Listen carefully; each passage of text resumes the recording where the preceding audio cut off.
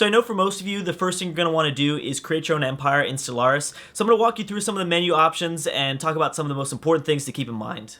And actually, I suggest for any new player to go ahead and create a new empire first, instead of using these templates, just because you're going to kind of get a much deeper understanding of how every sort of unique ability and trait works. So anyways, let's create our own empire. And here's the thing about this tab. So it looks kind of confusing, but you can narrow down to only 5 of these actually matter. Only 5 of these menu systems out here on the left actually matter, seriously. Everything else is just kind of customization options, appearance options, do whatever you want. We're going to cover only the things that matter, so we're not going to look at names. Traits is the first one, and this is actually a pretty big one, so you got to keep this one in mind. So traits is, you're going to, this is pretty much setting up your your special ability as your empire.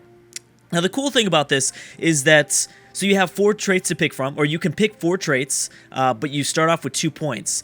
One thing that's really cool, I like at least, is that you can go with a negative trait to give yourself more points to pick from. So you're losing a trait, but that's fine because you start off with only 2 points. So you can get 3 points by grabbing an ability that's actually going to kind of hurt your empire. It's not going to be like really damaging. I mean, it really depends. You're going to want to kind of test and I guess mix and match is a better way to put it. But that's something that I really enjoy. That you can kind of pick up some negative traits, and then you can go for something really big, like very strong. So solitary is going to decrease our unhappiness, or decrease our happiness overall by 5%. That's really not that bad.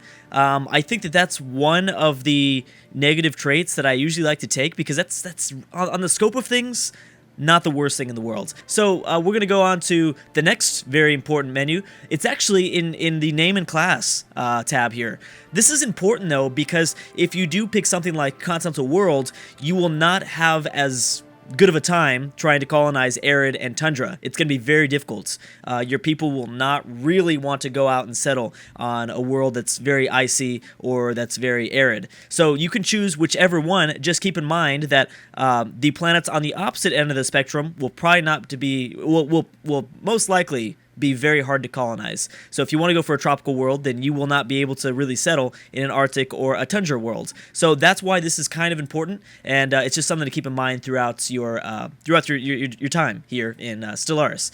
This is the next big one in the government and ethics tab. So this is probably, I think this is actually the most important. Traits is pretty important, but the government and ethics tab is also very crucial, because you're going to want to pick some very interesting sort of combinations here. So you have 3 points, pretty much. Each of the inner circle ethics are only going to cost 1 point, so you can grab 3 different ones of these. Notice at the same time, on the right-hand side, you're seeing these buttons light up, because depending on the ethics that you choose is going to determine your government type. So that's something to keep in mind. Now, the outer circle is going to cost an additional 2 points, and it's pretty much going to be like a more extreme version of the inner circle ethic. So I can go militaristic, or I can go fanatic militaristic, and pretty much you're going to see the bonuses double almost. Also, the bad things will also double at the same time. Something to keep in mind is that if you go fanatic militarist, you cannot also be fanatic pacifist. So if I were to want to be like a fanatic militarist, which I know is something that a lot of people want to be, and maybe just a xenophobe, so that is going to determine my government types. So you're going to get to choose from any of these, depending on your ethics that you've chosen. You can choose which government type you'd like. So military, dictatorship, things like that. This stuff is pretty important. So kind of mix and match. Again, you're going to want to mix and match and kind of keep in mind what you picked previously in the traits.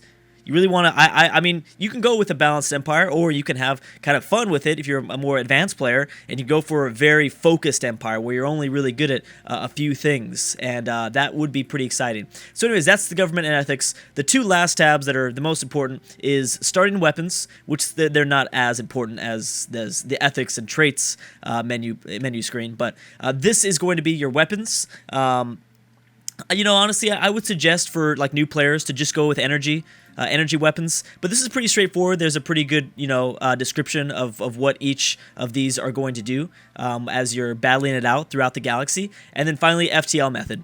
Yeah, again, if you're watching this video, more than likely, just go with warp travel.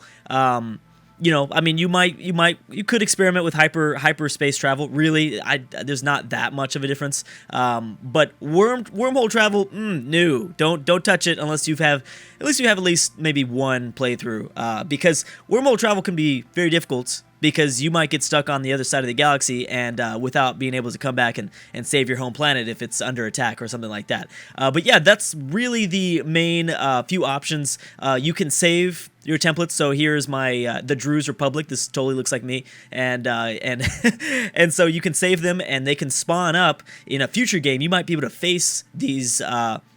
You might be able to face these empires that you've created in a future game, which is pretty cool. So if I were to select this template that I've built, or I guess, I don't know, this custom nation that I've built, here's just a brief overview of some of the game details. So, you know, medium this is about the default all around, where 17 empires, medium size, which is 600 stars, and then elliptical. This does make a difference depending on, so the galaxy shape will change depending on how big you make the galaxy size. So obviously if the galaxy only has 150 stars, you can only go with an elliptical or a ring. If you want to go with 1,000 stars, then you can pretty much choose between any galaxy shape. And then there's the advanced AI start. This is just going to be bonuses for the AI to start with. This isn't necessarily going to be something throughout the campaign. That's just something to kind of keep in mind.